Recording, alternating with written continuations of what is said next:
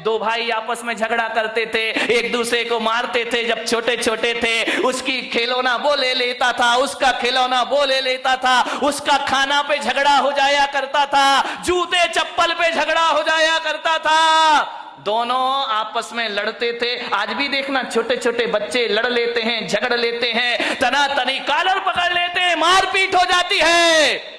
लेकिन थोड़ी देर बाद देखो तो नजारा बदल जाता है। जो बच्चे अभी थोड़ी देर पहले लड़ रहे थे, थोड़ी देर बाद ये हालात होते हैं कि एक आइसक्रीम दोनों के पास होती है, ये इधर से चाटता है और वो उधर से। दोस्ती हो जाया करती थी। बचपन में भी लड़ते थे, बचपन में भी झगड़ा होते थे, बचपन में भी हमारे जीवन में विवाद हुआ करते थे। लेकिन एक बात याद रखिए, लड़ने झगड़ने के बाद दुश्मनी हमारे बीच में नहीं हुआ करती थी। ध्यान रखिए, लड़ाई झगड़ा खतरनाक नहीं होता, बैर भाव जीवन में बहुत बड़ा खतरा पैदा कर दिया करता है। बैर भाव से बचने का प्रयास करिए। बच्चों की तरह लड़ लो, बच्चों की तरह झगड़ लो, कितना अच्छा होता, कितना अच्छा होता। काश ये आदमी आज भी बच्चा होता, कितना अच्छा होता। काश आदमी आज भी बच्चा होता। ध्यान रखिए, बचपन में लड़ते हो, फिर बोल लेते हो, एक तरफ तो मारपीट करते हो, फिर थोड़ी देर बाद गले में हाथ डाल करके घूमा करते हो। लेकिन बड़े होकर आदमी को नहीं जाने क्या हो जाता है, एक बार झगड़ लेता है और जिंदगी भर की बोलचाल बंद कर दिया करता है। ये बोलचाल चालू रखिए, मौन मत लीजिए, दुश्मनी को जन्म मत दीजिए, व्यवस्थाएं आपकी बनी रहेंगी। ध्यान रखना। मान्य भर हंसता खिलखिलाता परिवार होना चाहिए।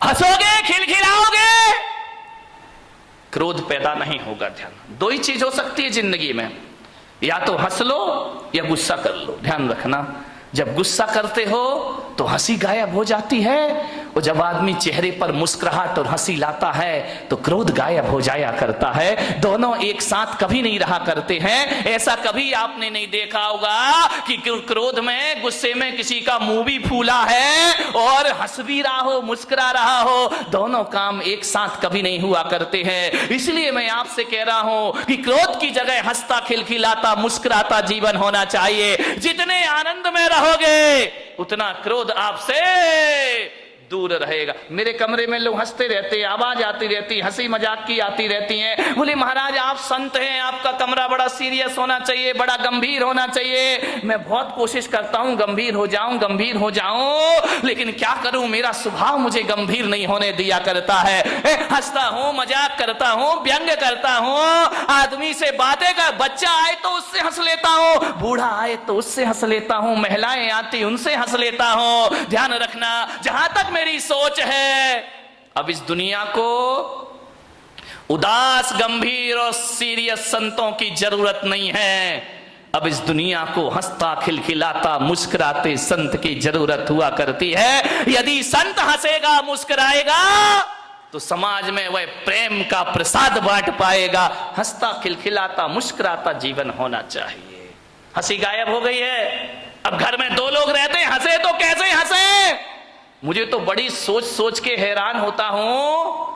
अब हंसने के लिए आदमी को लाफ्टर चैलेंज जैसे सीरियल देखना पड़ते हैं, कपिल शर्मा से मिलना पड़ता है, तब आदमी के चेहरे पर हंसी आती। नहीं मेरे भाई, क्रोध तनाव में जिंदगी जी रही है हमारी।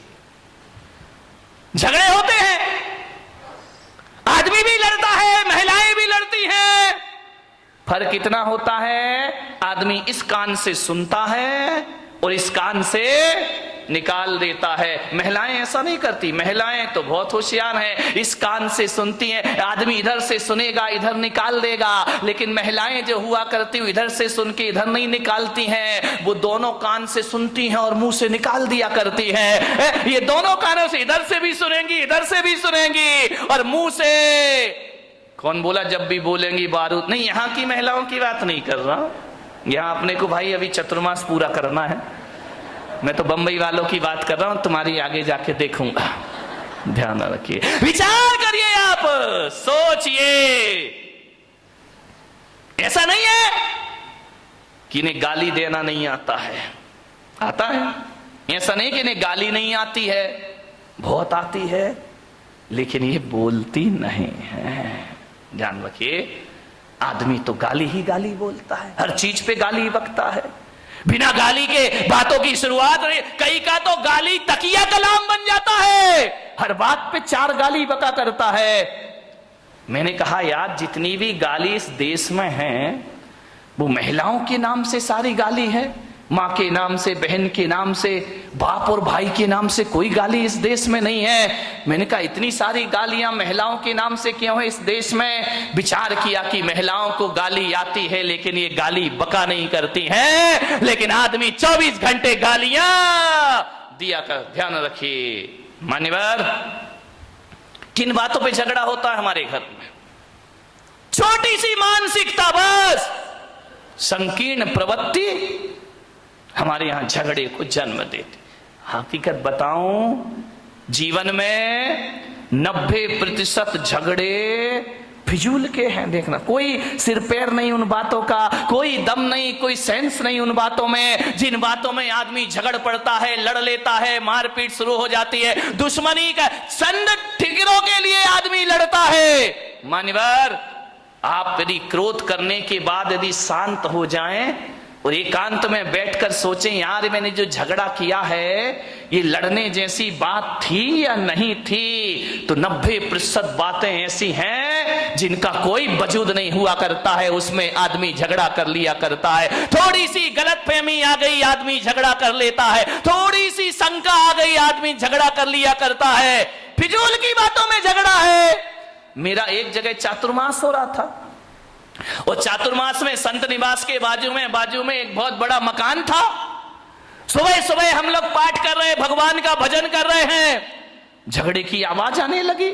अरे मैंने कहा भाई ये झगड़ा कौन कर रहा सुबह सुबह? मेरे साथ लड़के थे, मैंने कहा जरा देखो किसी ने टीवी चालू कर दिया है क्या?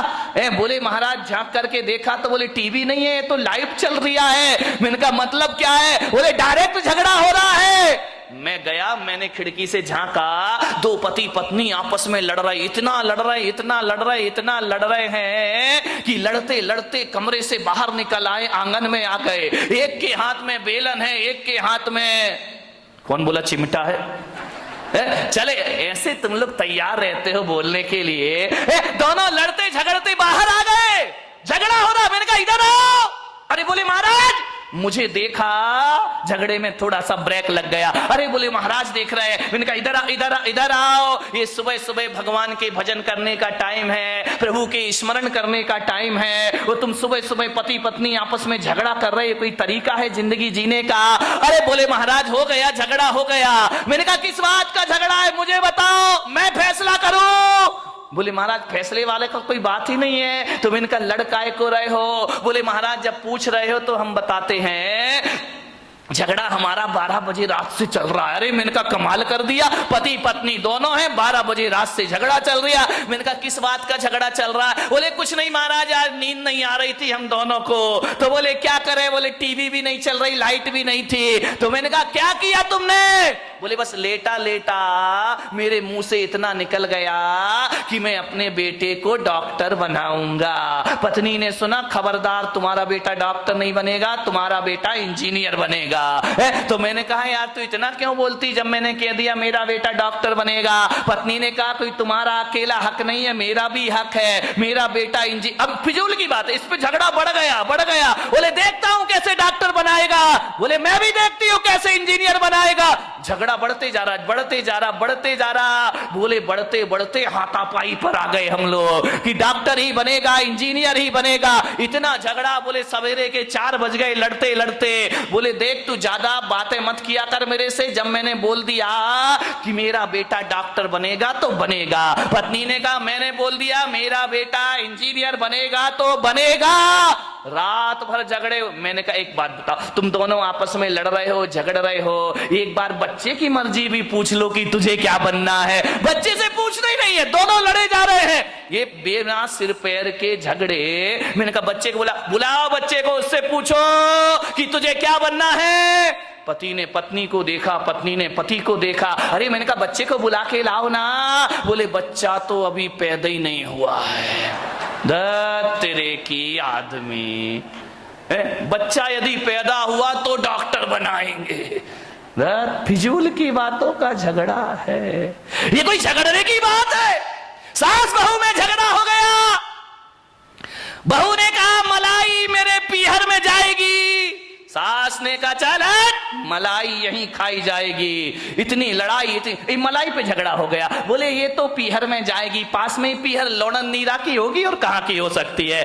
तो बोले ये मलाई मेरे पीहर में जाएगी। सास ने कहा नहीं, मलाई तो बारामती में ही खाई जाएगी, चाहे कुछ भी हो जाए। बोले देखती हूं तू कौन होती है रोकने वाली। अरे तेरे जैसी लाखों बहुएं देखी, चल मलाई यहीं रहेगी। इतना झगड़ा, इतना झगड़ा। ससुर जी दुकान से आए, उन्होंने कहा ये महाभारत क्यों मचा रखी है, झगड़ा क्यों है? बोले बहू को समझा लो, वो कह रही है कि मलाई पीहर में जाएगी और मैं कह रही हूँ कि मलाई यहीं खाई जाएगी। ससुर ने कहा तुम मलाई पे लड़ रही, लाओ मलाई लेकर आओ, मैं ही खा लेता हूँ, टेंशन खत्म हो जाएगा। मलाई लेकर आओ। सास ने बहू को देखा, बहू ने सास को देखा। बोले मलाई लेके आ। बोले तू लेके आ। दोनों ने देखा लाए कौन। अभी तो दोनों में ये चर्चा चल रही थी कि भैंस लेके आना है। अभी भैंस आई, बचा ये भैंस घर में आई नहीं, मलाई का झगड़ा शुरू हो गए। ये फिजूल के झगड़े हमारे घरों में,